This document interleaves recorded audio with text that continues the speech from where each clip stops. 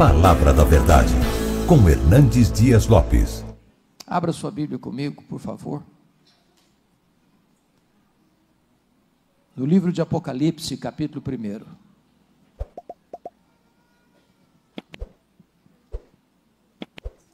Vamos fazer leitura a partir do verso 5, a parte B, até o verso 18. Apocalipse capítulo 1, versos 5 a 18, começando na parte B. Aquele que nos ama e pelo seu sangue nos libertou dos nossos pecados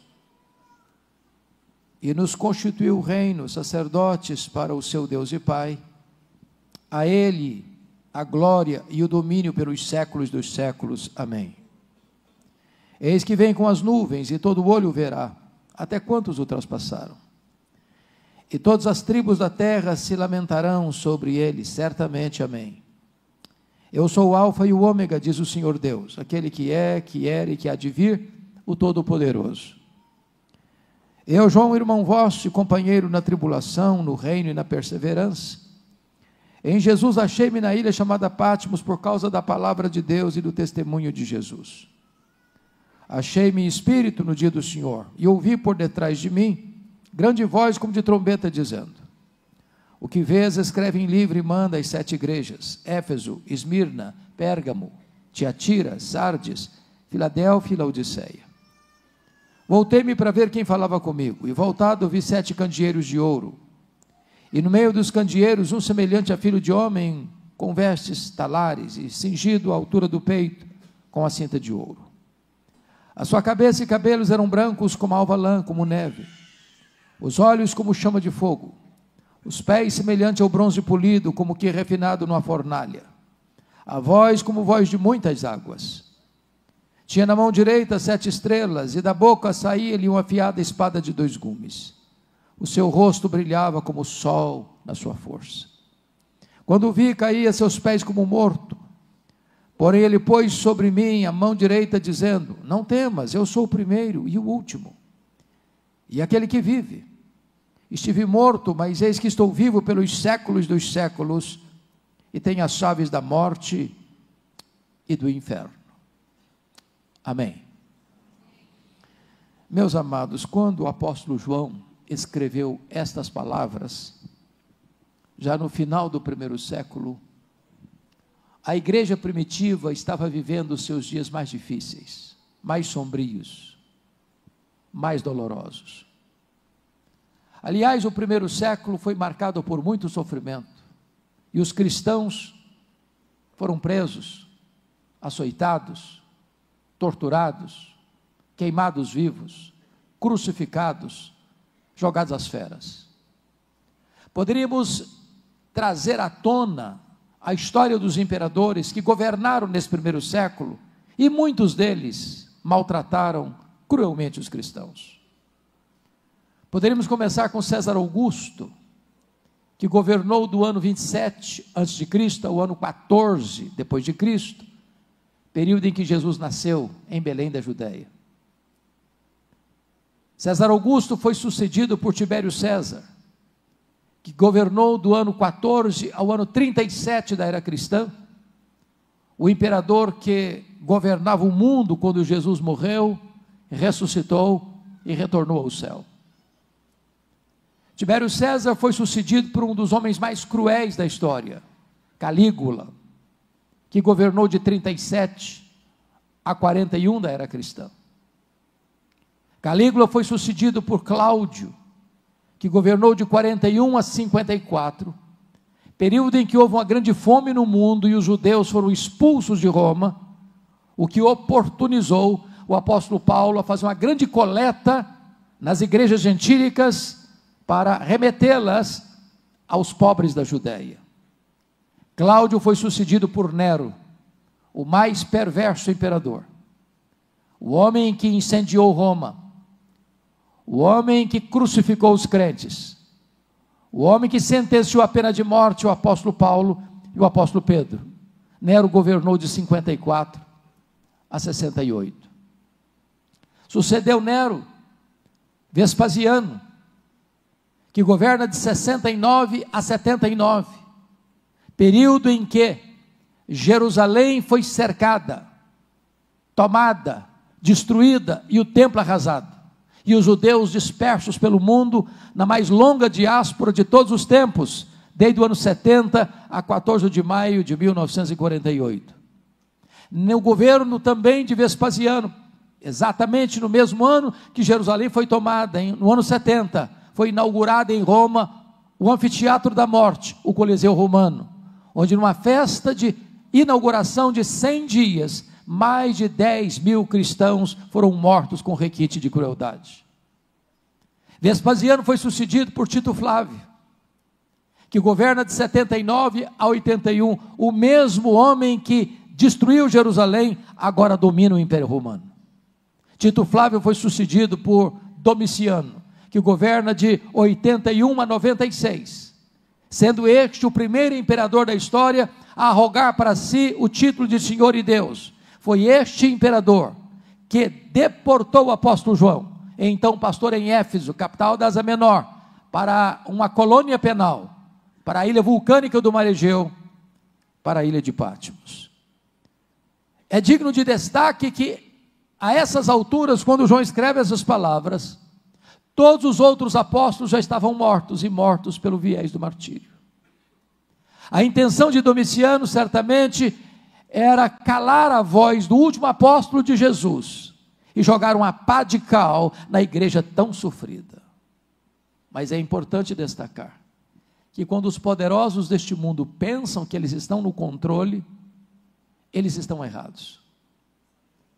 Porque quando todas as portas se fecharam para João, na terra, Deus abriu uma porta no céu, e disse: sobe para aqui, e eu te mostrarei não as coisas que talvez aconteçam, eu te mostrarei não as coisas que podem acontecer, eu te mostrarei as coisas que devem acontecer. Quem tem o controle da história é o Senhor Deus Todo-Poderoso. Ali não era o fim. A ilha vulcânica do Mar Egeu era o começo de uma grande revelação de Deus, onde ele mostraria que a vitória é de Cristo e da sua igreja. Era um dia de domingo, era o dia do Senhor, quando João escuta atrás dele uma voz como de trombeta, dizendo: o que vês, escreve em livro e manda às 7 igrejas, Éfeso, Esmirna, Pérgamo, Tiatira, Sardes, Filadélfia e Laodiceia. Quando ele se volta para ver quem falava com ele, ele não vê quem falava com ele a princípio, ele vê as 7 igrejas, e no meio das igrejas, um semelhante a filho de homem. Quem é este que estava no meio das igrejas?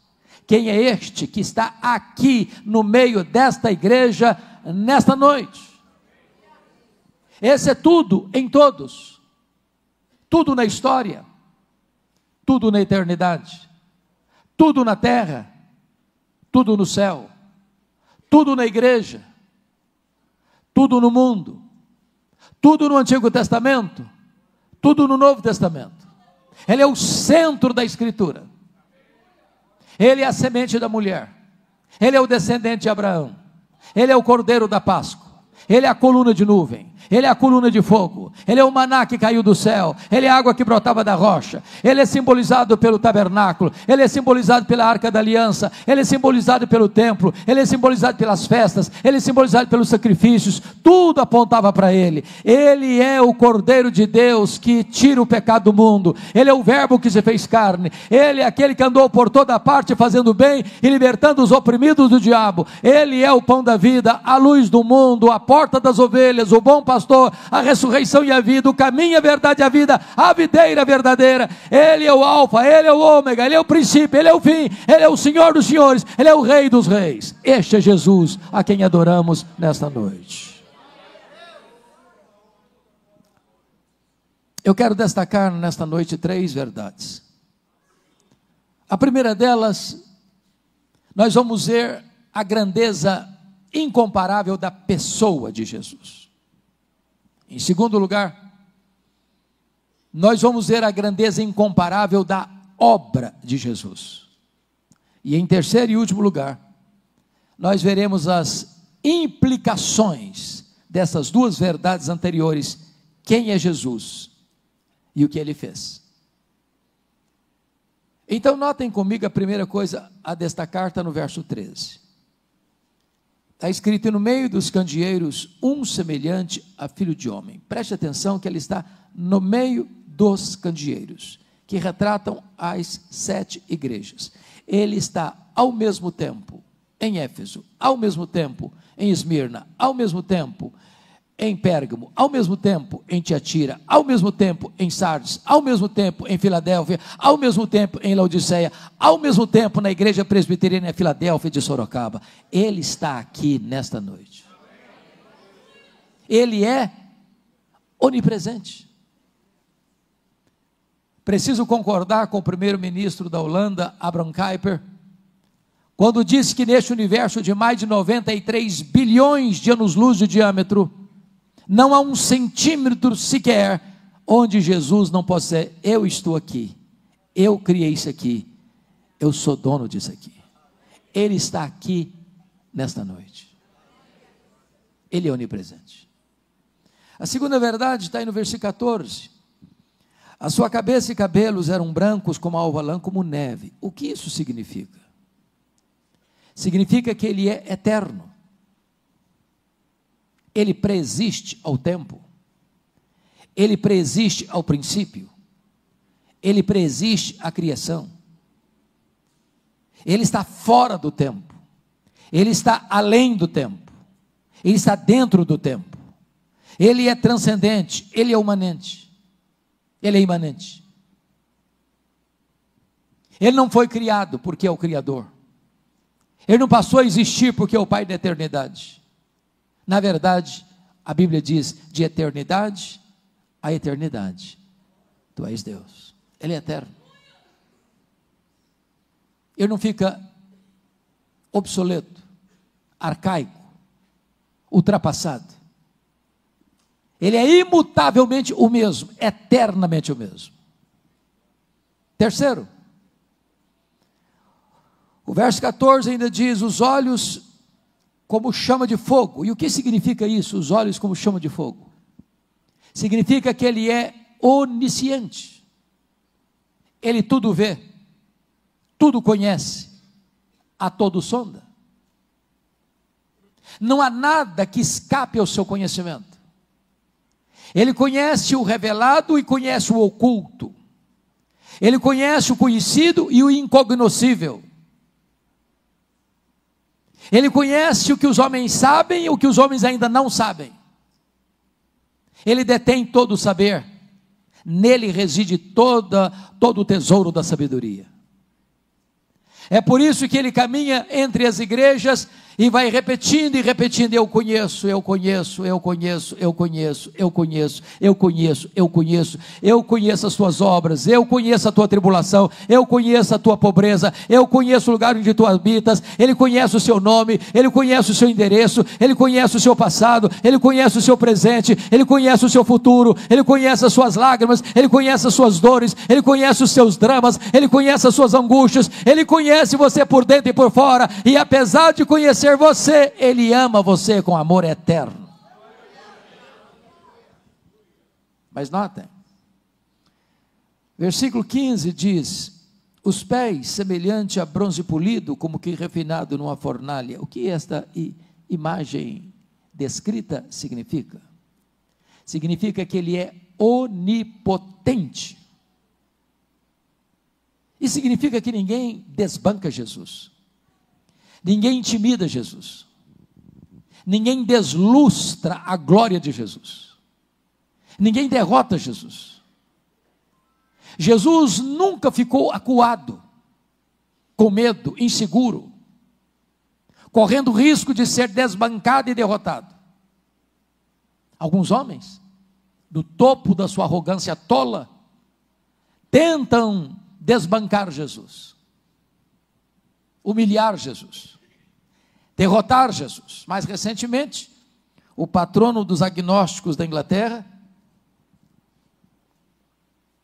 Richard Dawkins, escreveu um livro ruidoso, Deus, um delírio.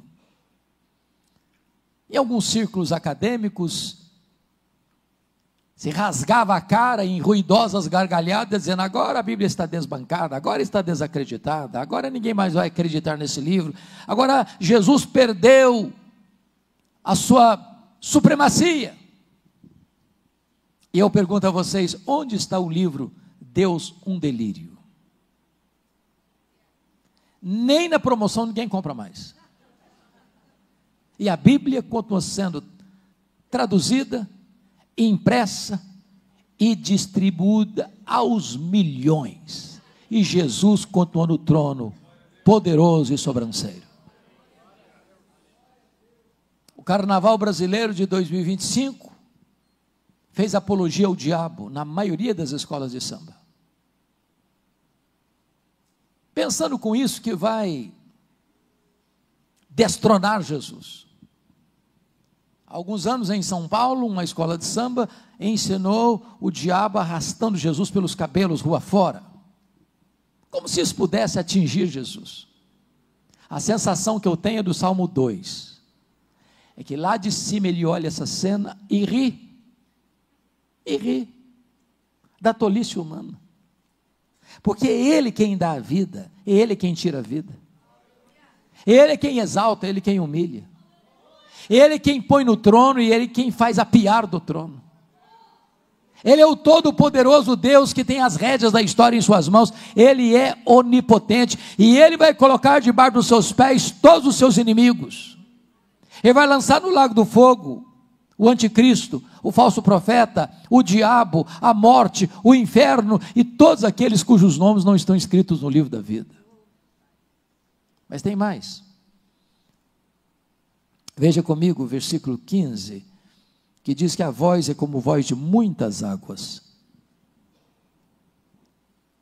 E significa que a sua voz é poderosa e irresistível.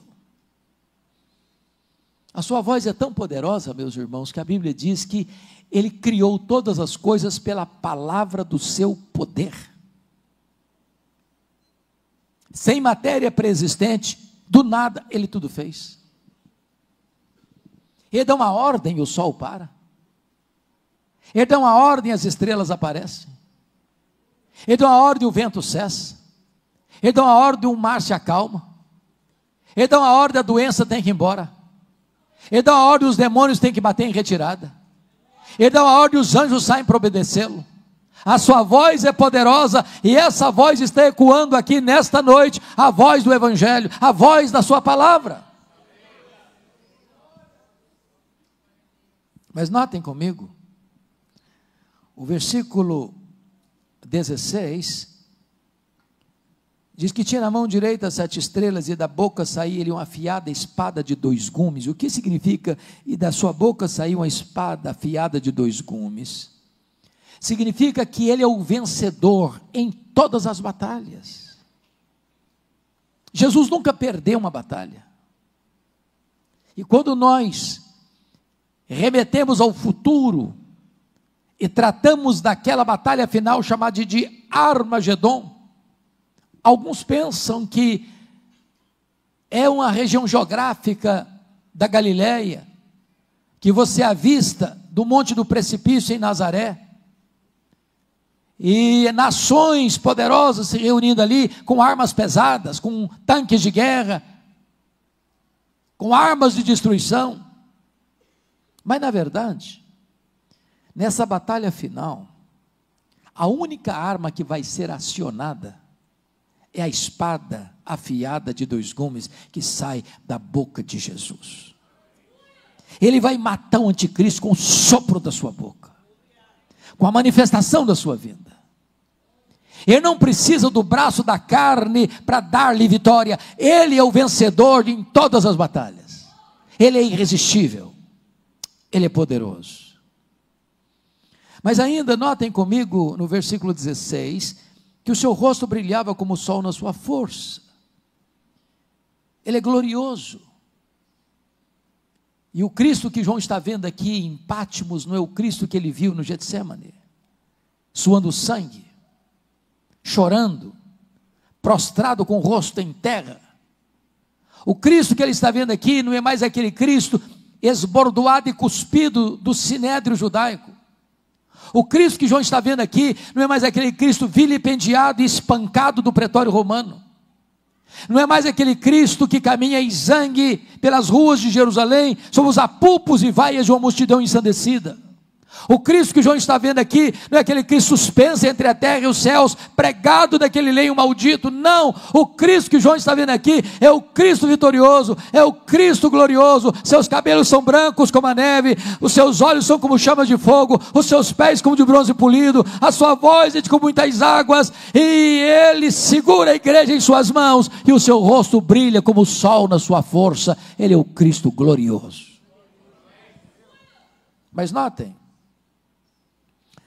versículo 17, está escrito que quando João o vê, cai a seus pés como morto, e João era o mais próximo discípulo de Jesus, mas diante do Cristo da glória, ele é impactado, como Jó foi impactado, como Isaías foi impactado, como Paulo foi impactado pela presença gloriosa de Jesus. E esse Cristo, meus amados, é o Cristo da nossa restauração, porque o verso 18, quando João está caído aos seus pés, ele põe a mão direita sobre ele e diz assim: ô João, fica com medo não, porque eu sou o primeiro, e eu sou o último, eu estive lá no começo, eu vou estar lá no fim, e eu estou no processo. Fica com medo não, João, porque eu estive morto, mas estou vivo pelos séculos dos séculos. Nós não adoramos o Cristo que esteve vivo e está morto, nós adoramos o Cristo que esteve morto e está vivo pelos séculos dos séculos. Não tenha medo não, João, porque eu tenho as chaves da morte e do inferno. Quem tem a chave tem o poder, quem tem a chave tem a autoridade, quem tem a chave tem o controle. O Cristo que adoramos manda no céu, manda na terra, manda no inferno. Ele tem todo o poder, ele tem toda a autoridade nos céus e na terra. É o Cristo poderoso, é o Cristo glorioso a quem adoramos nesta noite. A glória incomparável da sua pessoa. Esse é o primeiro ponto da mensagem. Vamos ao segundo ponto. A glória incomparável da obra de Jesus. Remeto vocês ao verso 5, parte B. E a primeira coisa a destacar está aí: aquele que nos ama. A primeira coisa é: Jesus ama você. Não, essa não é uma frase comum, não vou repetir. Jesus ama você. Eu não conheço remédio mais eficaz para curar autoestima achatada e complexo de inferioridade do que esta é verdade. Jesus ama você. Os puritanos da Inglaterra diziam: achas pouco seres amado por Deus? Agora preste atenção.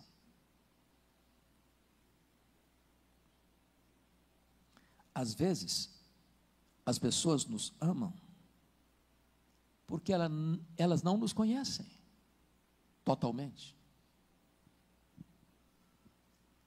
Se elas conhecessem todos os pensamentos que povoam a nossa mente, talvez fugiriam de nós, chocadas, escandalizadas. Mas Jesus conhece você por dentro e por fora. Ele conhece os seus pensamentos, Ele conhece as suas palavras antes que elas cheguem à sua boca. Ele conhece você total e exaustivamente, e apesar de saber tudo a seu respeito, Ele ama você com amor eterno. Não há nada que você possa fazer para Ele amar você mais, não há nada que você possa fazer para Ele amar você menos. Ele ama você com amor eterno. Agora, a causa do amor dele por você não está em você, nem em mim. Ele nos ama não por causa dos nossos méritos, mas apesar dos nossos deméritos. Ele não nos ama por causa das nossas virtudes, mas apesar dos nossos pecados. A causa do amor dele por nós não está em nós, está nele mesmo. O amor dele, diz a Bíblia, é abundante porque é derramado pelo Espírito Santo. O amor dele é imerecido porque nos amou quando éramos fracos, ímpios, pecadores e inimigos. O amor dele por nós é provado porque Deus prova o seu próprio amor para conosco pelo fato de ter Cristo morrido por nós, sendo nós ainda pecadores. Então nunca duvide que Jesus ama você, porque ele não escreveu em letras de fogo nas nuvens, eu te amo. Ele esculpiu na cruz do Calvário, eu te amo. A segunda verdade, ou a segunda obra que precisa ser destacada, está no verso 5 ainda, que diz assim: e pelo seu sangue nos libertou dos nossos pecados. Então, a primeira verdade é que ele ama você. A segunda verdade é que ele morreu por você. Ele deu a sua vida por você. Ele não morreu porque foi uma vítima indefesa do sistema do Império Romano. Ele não foi para aquela cruz porque sucumbiu à trama do sinédrio judaico. Ele não foi para aquela cruz porque Judas o traiu por ganância ou porque Pilatos o sentenciou por covardia. Ele chegou a dizer: ninguém tira a minha vida de mim, eu, pelo contrário, espontaneamente a dou. Ele não foi para aquela cruz esperneando, ele caminhou para a cruz como um rei caminha para a sua coroação. Ele morreu propositadamente pelos nossos pecados, para nos libertar do pecado. Implica, portanto, que pecado escraviza. A Bíblia diz que quem pratica o pecado é escravo do pecado. E essas algemas não podem ser quebradas por nenhum rito sagrado, por nenhuma religião. Você não consegue libertar a você mesmo dos seus pecados. O profeta Jeremias disse que assim como um etíope não pode mudar a cor da sua pele, assim como um leopardo não pode apagar as manchas da sua pele, assim também nós não podemos mudar a nós mesmos. Agora preste atenção: o sangue de Jesus nos purifica de todo pecado.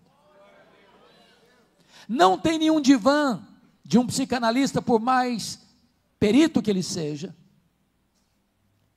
não tem nenhuma experiência mística que você possa experimentar, nenhum ritual sagrado, nenhum remédio na farmácia, que possa atenuar a dor da culpa, do chicote da culpa que assola a sua consciência. Mas o sangue de Jesus liberta você, a morte de Cristo restaura você, perdoa você, traz para você perdão, restauração e vida nova. Pelo seu sangue Ele nos libertou dos nossos pecados, pela sua morte Ele nos libertou dos nossos pecados. Louvado seja Deus. A terceira obra que ele realizou por nós está no versículo 6. Confira comigo. E nos constituiu reino, sacerdotes para o seu Deus e Pai. Primeiro, ele amou você. Segundo, ele morreu por você. Terceiro, ele exaltou você. Entendamos isso, porque lá no Antigo Testamento, um sacerdote não podia ser rei, e um rei não podia ser sacerdote. O rei Uzias, do topo da sua arrogância, depois de 5 décadas no poder, tentou usurpar o ofício sacerdotal e entrou no templo para queimar incenso e ficou leproso. Mas Jesus veio ao mundo e ele exerceu o ofício de profeta, de sacerdote e de rei. E você que crê em Jesus é constituído por ele rei e sacerdote. Corre em suas veias mais do que sangue azul. Você é filho do Rei dos Reis e do Senhor dos Senhores.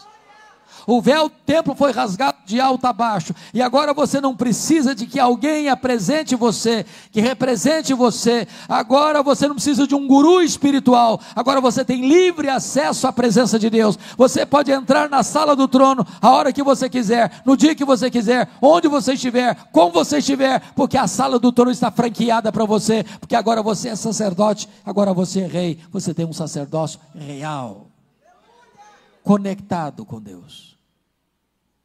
Agora você está sentado com Cristo nas regiões celestes, acima de todo o principado e potestade. Quarto lugar: primeiro, Ele amou você. Segundo, Ele morreu por você. Terceiro, Ele exaltou você. Quarto, Ele voltará para você. Olha o verso 7, por favor. Verso 7 comigo, por gentileza, olha aí. Eis que vem com as nuvens, e todo olho o verá. Irmãos amados, nós já cantamos isso aqui hoje. Nós aguardamos a volta de Jesus. Na ponta dos pés clamamos: Maranata, ora vem, Senhor Jesus.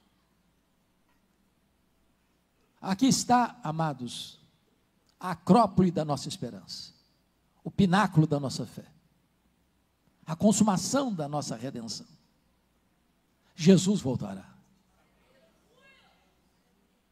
E Ele voltará pessoalmente. Ele não vai mandar um embaixador para representá-lo, não. Ele pessoalmente virá. Ele voltará visivelmente, todo olho verá. Vai ser o evento mais público da história da humanidade. Não haverá montanha tão alta, vale tão escuro, caverna tão escondida, que possa impedir que todo olho o veja vindo na sua glória. Por isso Ele alertou: vigiai, porque não sabeis nem o dia e nem a hora. Vigiai, porque você não vai saber se vai ser de tarde, de noite, ou de manhã ao cantar do galo. E eu posso lhe garantir que Jesus voltará à tarde. Ele voltará à noite. Ele voltará de manhã. Jesus está falando certamente de fusos horários. Porque se Ele voltar de manhã no Brasil, Ele volta de noite no Japão. Se Ele voltar de manhã no Brasil, Ele volta de tarde na Europa. Então Jesus vem de manhã, Jesus vem de tarde, Jesus vem de noite. Eu não sei que dia, eu não sei que hora, mas Ele prometeu que vai voltar, e todo olho verá. Ele voltará audivelmente, porque a Bíblia diz: ouvida a voz do arcanjo e ressoada a trombeta de Deus, Ele descerá dos céus. Se vai ser o evento mais público da história, há de ser também o evento mais sonoro da história. Ele voltará ainda repentinamente, porque vai ser como um relâmpago que risca os céus do oriente ao ocidente, vai ser como abrir e fechar de olhos. Portanto, prepare-se, porque naquele dia não vai ter mais chance de se preparar. Ou você tem azeite na sua lamparina, ou você não entrará na sala das bodas do Cordeiro. Ainda Ele voltará inesperadamente. Vai ser como ladrão, que não manda um WhatsApp dizendo para você: prepara um pão de queijo, porque eu estou chegando tal dia, tal hora na sua casa. Ele chega inesperadamente. Na linguagem do apóstolo, do Senhor Jesus Cristo, no sermão profético, vai ser como nos dias de Noé, onde as pessoas compravam, vendiam, casavam e davam-se em casamento, até que chegou o dilúvio, e era tarde demais. E eu pergunto a vocês: que mal há em comprar e vender? Que pecado existe em casar-se e em dar-se em casamento? O que Jesus quis enfatizar? O que Ele quis enfatizar é que o mundo vai estar, a roda do mundo vai estar girando, o comércio vai estar aberto, as indústrias vão estar funcionando, os aviões vão estar decolando, os carros vão estar saindo da garagem, as crianças estão indo para a escola, os homens e mulheres estão indo para o trabalho, as pessoas estão marcando o casamento, as pessoas estão construindo a vida, o mundo vai estar acontecendo, e é nessa azáfama, é nesse movimento que Ele vem, inesperadamente. Prepare-se, portanto, para encontrares com o Senhor teu Deus. Mas Jesus voltará, meus amados, finalmente, de forma gloriosa e vitoriosa. E diz a Bíblia que ele vem, se assenta no trono, julga as nações, coloca todos os seus inimigos debaixo dos seus pés e entra para as bodas do Cordeiro com a sua igreja, enxugando os nossos olhos toda lágrima, fazendo cessar para sempre a dor, o sofrimento, o luto, e nós estaremos com ele, contemplando a face dele, servindo a ele e reinando com ele para sempre e sempre e sempre. Esta é a gloriosa obra de Jesus. Último ponto da nossa mensagem, o terceiro ponto, são as implicações dessas verdades anteriores. Primeira implicação: então você não precisa ter medo da vida, pois ele diz: eis que eu estou vivo pelos séculos dos séculos. Tem muita gente hoje ainda, meus irmãos, com medo da vida, não suporta a vida. Tem muita gente entupindo as veias de drogas porque não aguenta a vida. Tem muitas pessoas se embriagando nas esquinas porque não aguenta o peso da vida. Tem muita gente flertando com a morte, saltando nos braços do suicídio porque não aguentam a vida. Mas no dia que Jesus entra na sua história e entra na sua vida, a vida passa a ter sabor, porque viver é um privilégio. Você pode afirmar: este é o dia que o Senhor fez, alegremo-nos e regozijemo-nos nele. Você precisa amar a vida, sentir o sabor da vida, porque ele veio para trazer vida, e vida em abundância, e ele tem para você a própria vida eterna. Você precisa ter medo da vida. Segundo lugar, segunda implicação: então você não precisa ter medo da morte. Foi ele quem disse: eis que eu estive morto, mas estou vivo pelos séculos dos séculos. Se a morte é o rei dos terrores, Jesus é o rei dos reis. Ele venceu a morte, ele matou a morte, ele arrancou o aguilhão da morte, ele ressurgiu inaugurando a imortalidade, e ele é a ressurreição e a vida, e quem crer nele nunca mais morrerá eternamente. Terceira implicação: então você não precisa ter medo do desconhecido. Me permita explicar esse ponto. Uma pergunta diagnóstica: quem no auditório aqui hoje tem certeza da sua salvação em Cristo Jesus? Levante a mão. Bendito seja Deus. Então você tem certeza do céu, que a sua pátria é o céu, e você tem garantia disso, e graças a Deus que pode ter mesmo. E não obstante isso, você e eu não sabemos o que vai nos acontecer, do ponto de vista humano, daqui a 5 minutos. Pastor Júnior não tem garantia de que no próximo culto público desta igreja, todas as pessoas que estão nesse auditório estarão vivas. Nós não enxergamos no escuro, nós não enxergamos na curva. O que eu quero dizer com isso é que quando João foi levado para aquela ilha, o cenário era muito sombrio, parecia o fim. Ele já estava velho, seus pares já tinham morrido, todos martirizados, os crentes estavam sendo queimados vivos, jogados às feras, crucificados, a terra estava bêbada de sangue dos mártires cristãos. Parecia que seria o ocaso da história da igreja. Mas de repente, ele escuta uma voz dizendo: sobe para aqui. E quando ele, numa visão, sobe para o céu, ele vê alguém sentado no trono. O Todo-Poderoso Deus. Aquele que é santo, santo, santo. E ele vê um livro escrito por dentro e por fora, na mão daquele que está sentado no trono, e uma pergunta é feita: quem é digno de abrir o livro e desatar os selos? E essa pesquisa é feita no céu, na terra e debaixo da terra, e ninguém foi encontrado digno de abrir o livro, nem mesmo olhar para ele. E João chorava muito, até que escuta uma voz de um ancião: senhores, eis que o leão da tribo de Judá, a raiz de Davi, venceu para abrir o livro e desatar os selos.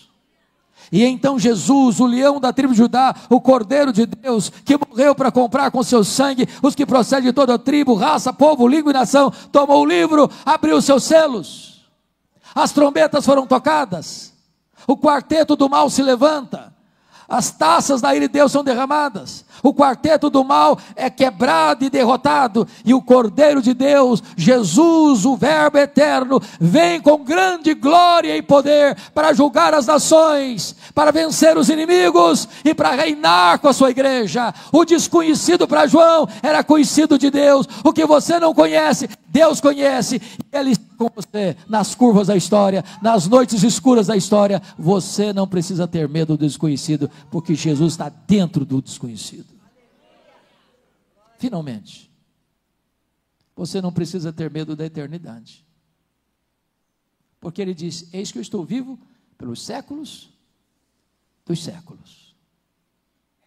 Quando os milênios rolarem nas dobras do futuro, Ele, Jesus, estará lá conosco. Será o nosso prazer, o nosso deleite, a nossa recompensa. Nós o veremos, nós o serviremos, e nós reinaremos com Ele para sempre e sempre. Nós moraremos nele e Ele habitará em nós. Não haverá mais choro, nem pranto, nem dor, porque as primeiras coisas já terão passadas, e nós viveremos para sempre, para nos deleitarmos nele e glorificarmos a Ele como o Rei dos Reis, como o Senhor dos Senhores. Que verdades preciosas! Quem Ele é, o que Ele fez, e o que podemos desfrutar nele, por causa da obra dele, em nosso favor. Que Deus nos abençoe. Amém.